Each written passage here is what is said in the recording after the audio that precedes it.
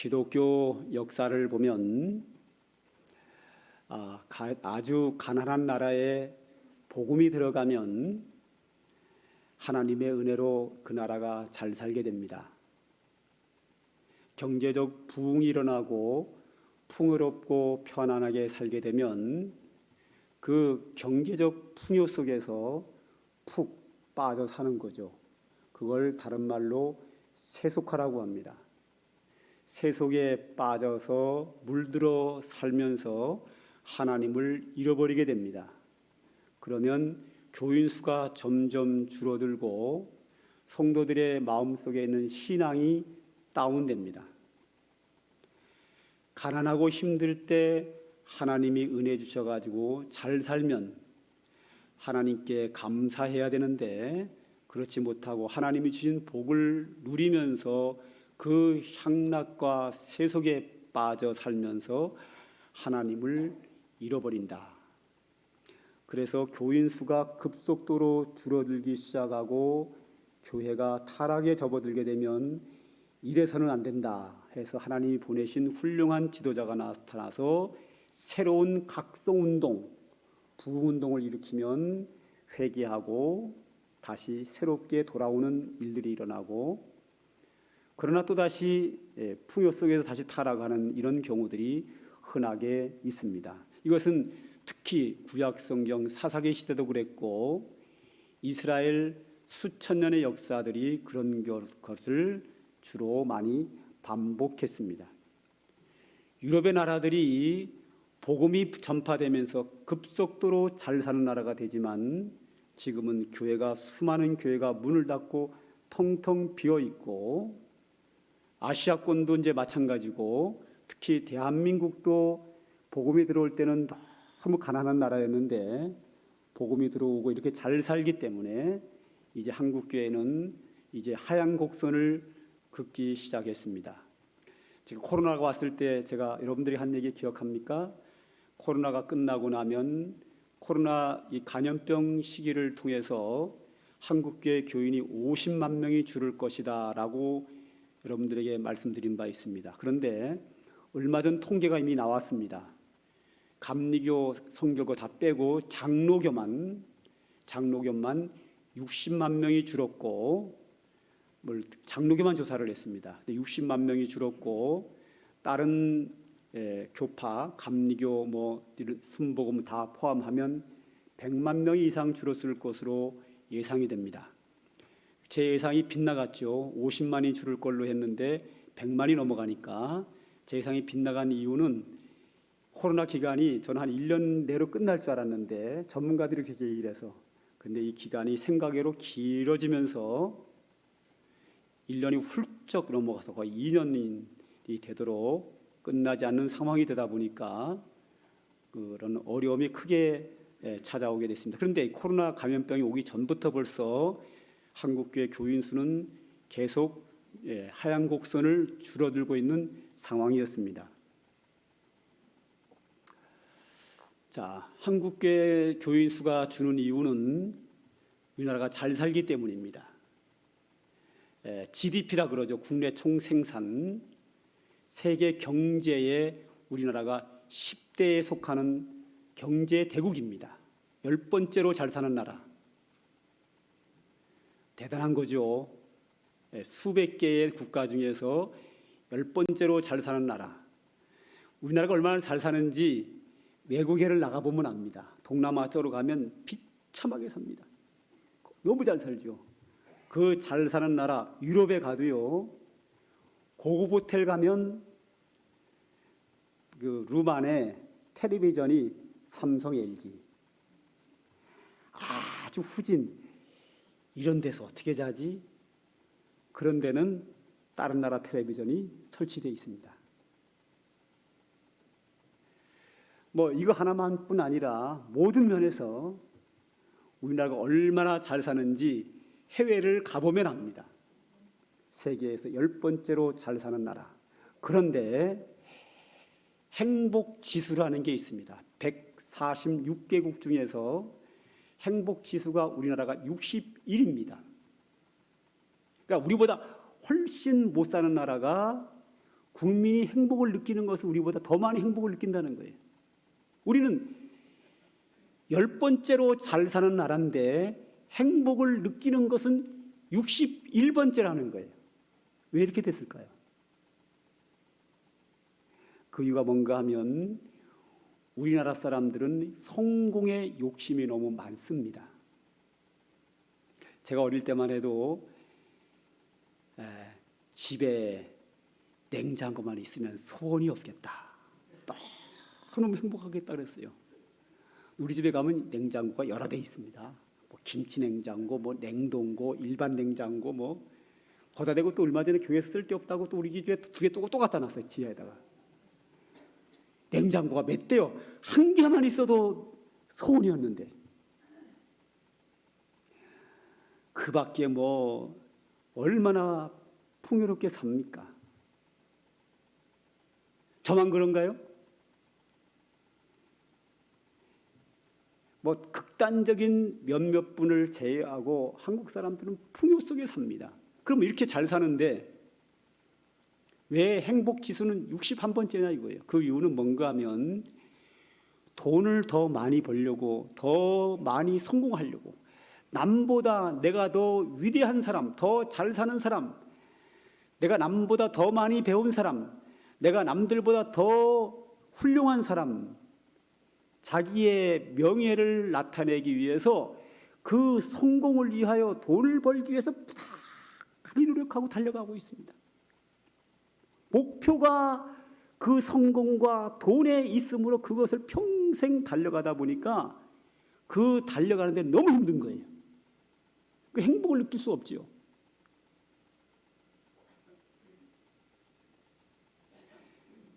이따 보면 이제 제 동서가 처남이 미국에 살아요. LA 산단 말이죠. 이게 들어보면 그런 얘기예요. 한국 사람이 너무 악착 같으대. 그래서 한국 사람이 어디 가면 성공은 잘해요. 왜? 막 목표를 향해서 막 끊임없이 달려가니까. 그런데 그 달려가는 동안 너무 힘든 거예요. 그 행복을 느낄 시간이 없어요. 그 불행한 거예요.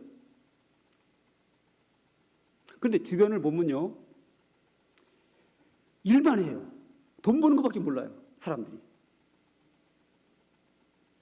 그러니까 돈만 보고 쫓아가는 거죠. 그러다가 60, 70, 80 돼가지고 돈이 인생이 다가 아닌데 깨닫는 순간 몸이 뭐 관절 오고 뭐 허리 아프고 뭐 당뇨 오고 뭐 혈압이 고혈압에다가 또 너무 고생을 해서 신경성 이런 것으로 병원 다니다가 돌아가셔요.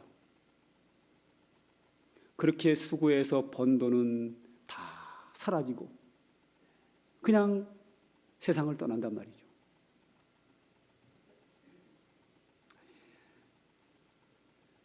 마치 이 땅에 태어난 것이 돈 버는 기계로 만들어진 것처럼 살아요. 대한민국 사람이 그렇습니다. 다는 아니죠. 다는 아닌데 대다수가 그렇습니다.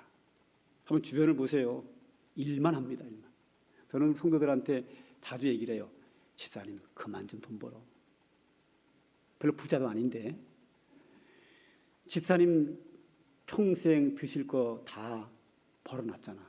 내가 다 알거든. 어떻게 아느냐고요? 지금까지 일했으니까 버는 거 충분했겠죠. 돈 나갈 데도 없는데. 자식들 다 출가했고. 집사님 연세는 이제 번 거 즐겨야 할 때야. 소용없어요. 지금도 일 다니고 일하고 교회 못 나와요. 여기 있는 사람들 중에서 많아요, 그런 사람들. 때가 이게 얼마큼 벌어놨으면 이제 즐기셔야 돼요. 언제까지 돈 버는 기계를 살 거예요? 그거 뭐 하려고? 저야 직장 다니 돈 벌면 11조금도 하고 교회 재정이 좀 들어오니까 저야 좋지요. 교회 재정이 넉넉해지니까. 그런데 여러분에게 도움이 안 돼. 여러분의 인생에 도움이 안 돼. 자, 이 어느 시대든지 박해가 오고 고난이 오면 배고프면 교회가 부흥합니다. 그런데 잘 먹고 잘 살고 풍요로우면 기독교는 하락을 해요. 왜? 박해가 오고 고난이 찾아오면 의지할 곳이 하나님밖에 없고 기도하게 되고 하나님을 바라보면 하나님이 은혜를 베푸셔요. 축복하셔요. 그걸 체험을 해요. 그러니까 신앙이 성장할 수밖에 없어요. 그런데 풍요로워지면, 편안해지면 그 풍요로움 속에 푹 빠져가지고 세속에 빠져 살면서 하나님을 잃어버려요. 그러니 신앙의 체험을 할 기회가 없지요. 기도해서 응답받을 일이 없지요. 하나님을 의지하지도 않고 기도하지도 않는데 어떻게 응답을 받습니까? 그냥 세속에 빠져 사는 거예요. 그러니까 신앙이 떨어지고 기독교는 하락을 하는 거예요. 그런데 우리나라는 예외입니다. 이렇게 잘 사는데 고난 속에 있어요. 그럼 고난 속에 있으면 부흥해야 되는데 기독교는 하락해. 왜 그럴까요? 우리 한국교회와 대한민국은 부자입니다.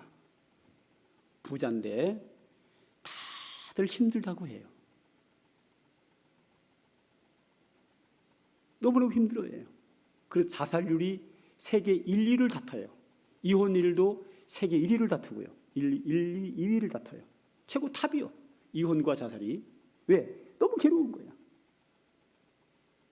세계에서 10번째로 잘 사는 나라, 이 풍요 속에 살면서 뭐가 그렇게 힘들고 그렇게 세상 살기가 힘들어서 자살을 합니까?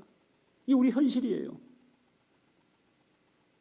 그러면 힘들면 하나님께 기도하고 하나님을 사모하고 은혜를 사모하여 하나님의 응답받고 은혜의 체험을 받아야 되는데 기도를 안 해요. 왜 안 할까요? 힘든데 안 해요. 그 이유가 뭐냐 하면 풍요롭기 때문에.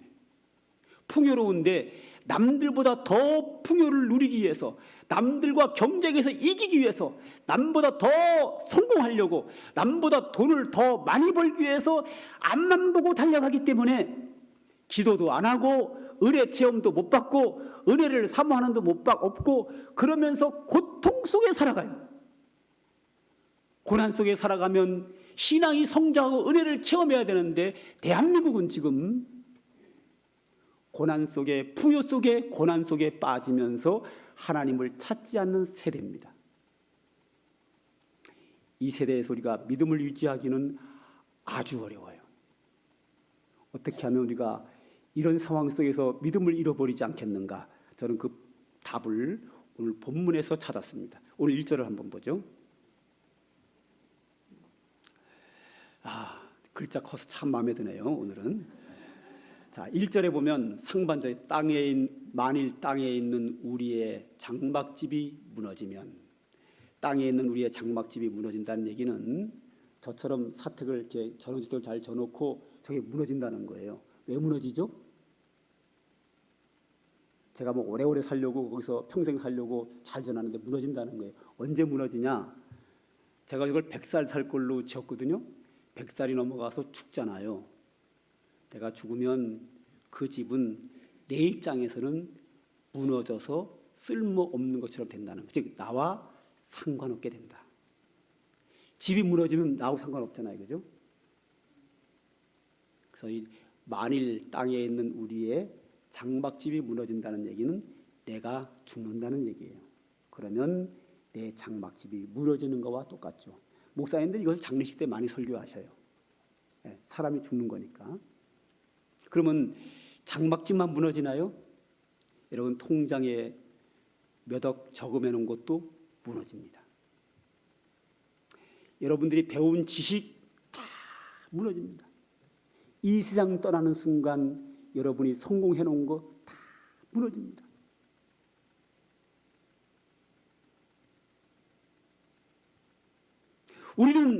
우리가 쌓아놓은 공든탑, 집, 재물, 명예, 권력, 그 다음에 뭐 지식, 성공에 대한 모든 것이 다 영원할 걸로 기대하지만 내가 하나님이 나를 불러서 이 세상을 떠나는 순간 내 장막집을 포함해서 모든 것은 나와 상관없이 다 무너집니다.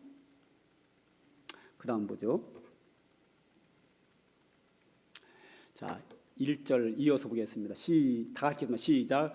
하나님께서 지으신 집 곧 손으로 지은 것이 아니요 하늘에 있는 영원한 집이 우리에게 있는 줄 아느니라. 아멘.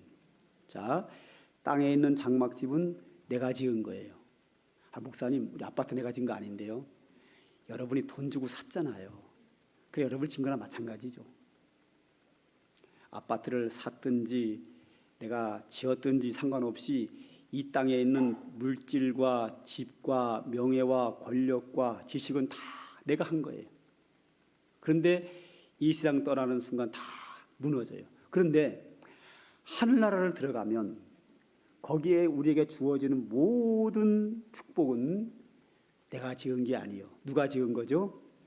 하나님께서 지으신 집, 곧 손으로, 내 손으로 지은 것이 아니요 하늘에 있는 영원한 집이 우리에게 있는 줄을 아느니라. 할렐루야. 이 세상에 내가 그렇게 수고해서 쌓아놓은 건 다 무너지고 하나님 나라에 내가 영원토록 살 집부터 시작해서 모든 것이 준비되어 있는데 그것은 하나님이 지으신 거고 하나님이 나에게 주신 것이다 하는 거예요. 그런데 내가 지은 집에서는 길어야 100년이요. 요새 그래 우리의 수명이 많이 늘어나도요 100살 넘게 사는 사람이 흔하지 않아요. 그렇죠? 저는 살라는 모르겠어요. 기대는 하는데 자신은 자꾸 없어지네요. 어떡하죠? 큰일 났어요. 쉽지 않습니다. 100살 사는 거. 하여튼 100살이라고 치고 100살이면 다 무너집니다. 그런데 하늘에 있는 하나님이 지은 집은 영원해요. 영원히 사는 거예요. 그러면 우리가 100년 동안 사는데 모든 것을 갖추어 놔야 되겠어요? 영원히 사는 곳에 모든 것이 갖추어져 있는 게 낫겠어요? 영원히 사는 곳이겠죠.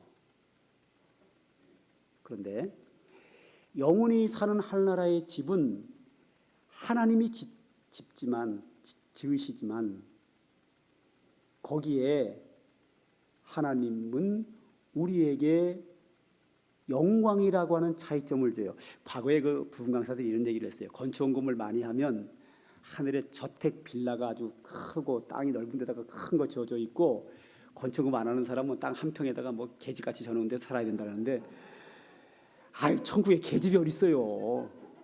하나님 인색하게 딱 한 평밖에 안 줘가지고 거기서 어떤 부흥 강사 그러더라고. 땅을 너무 조금 줘가 이만큼밖에 안 줘가지고 한 발 들고 있어야 된대야. 발 하나밖에 이러고 살아야 돼 평생. 그럼 천국 뭐하러 가요? 안 가고 말지.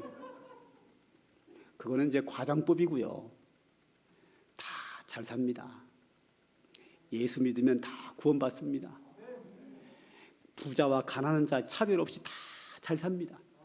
하나님이 지은 영원한 집이 우리 모두에게 주어집니다. 그러나 차등이 하나가 있어요.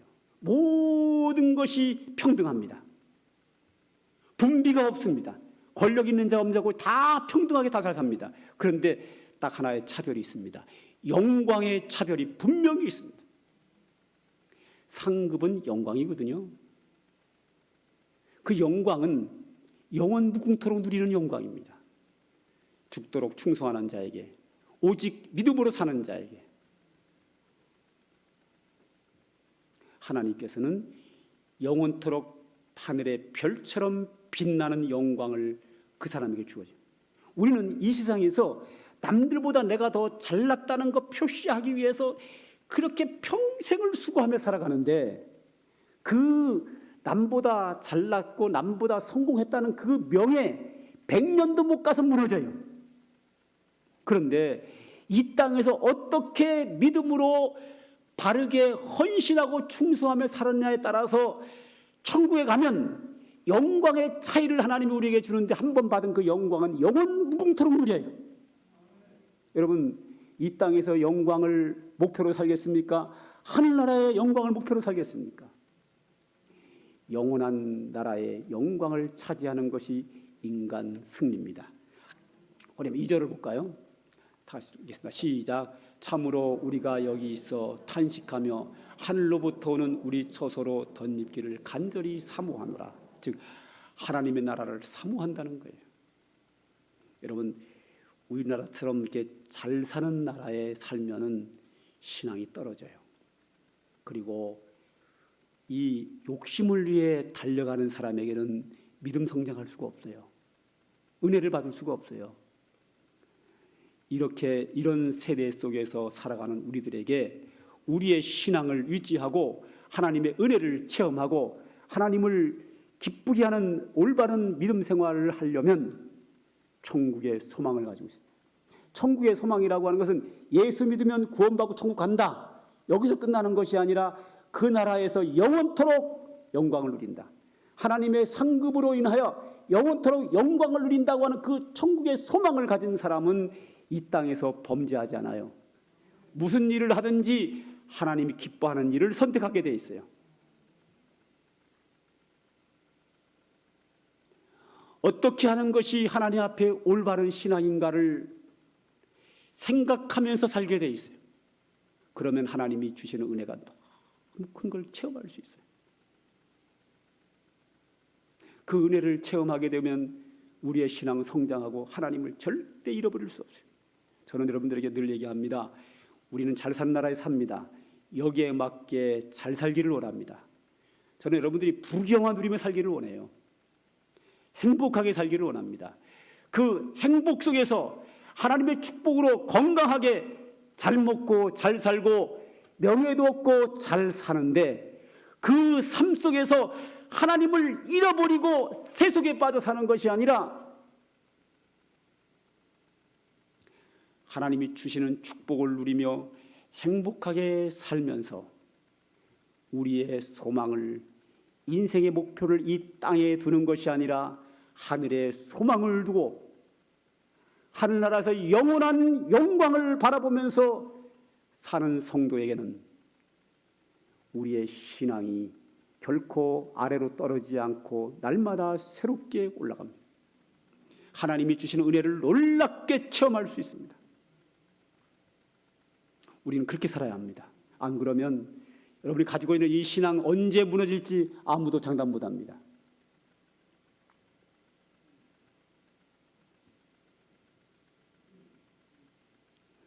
우리는 이 땅에서 풍요로움 속에 사는 게 좋습니다. 이 풍요로움 속에서 행복을 느끼며 살아야죠. 언제까지 돈만 벌 거예요?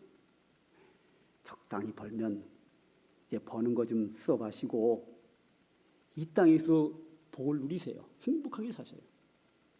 그러면 그 행복하게 살면서 빠져가지고 세속화에 빠지면 안 되고 행복하게 즐기며 살면서 오직 믿음으로 사세요. 그러면 하늘에 소망을 두고 살면 믿음으로 살게 돼 있어요. 그러므로 우리는 이 땅에서도 평생을 행복하게 살고 하나님 나라에서 영원 무궁토록 영광을 누린다고 하면 그 사람은 인생 최고의 승리자가 될 겁니다. 저는 그런 목표를 가지고 삽니다. 실제로 그렇습니다.